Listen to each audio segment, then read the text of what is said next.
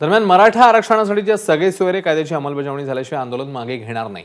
20 फेब्रुवारीपर्यंत सगळे सोयऱ्यांना आरक्षण द्या, तोवर उपोषण करणारच अशी ठाम भूमिका आता जरांगेंनी घेतली आहे। तर मराठ्यांना फसवलं तर सोडणार नाही असंही ते म्हणतात।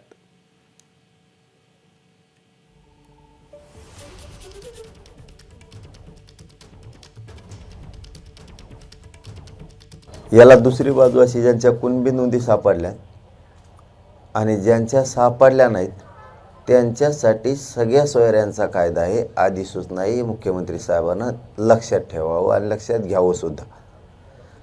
तुम्ही ते आरक्षण दिलं आणि इकडून कुणबीच्या नोंदी सापडल्यात हे दिलं आणि तुमच्या मनात जर असं असेल की हे जे मागासवर्ग आयोगानं अहवाल दिलाय म्हणजे नोंदी नसलेल्या मराठ्यांसाठी हे आरक्षण, ते आम्हाला मान्य नाही आहे।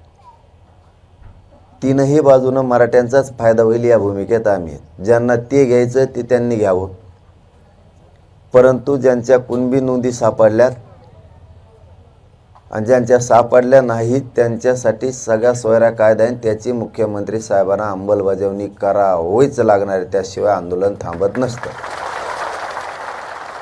आणि विषय पांगू नका, आमची विनंती आहे।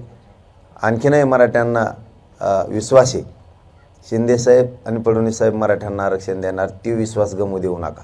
आणि ते पण 20 तारखेच्या आत तुम्हाला तो निर्णय घ्यावा लागणार आहे, नसतं आम्ही मात्र सगळ्या सोयऱ्यांची अंमलबजावणी केल्याशिवाय कोणाला सोडणार नाही, याच्यावर आम्ही ठाम आहे।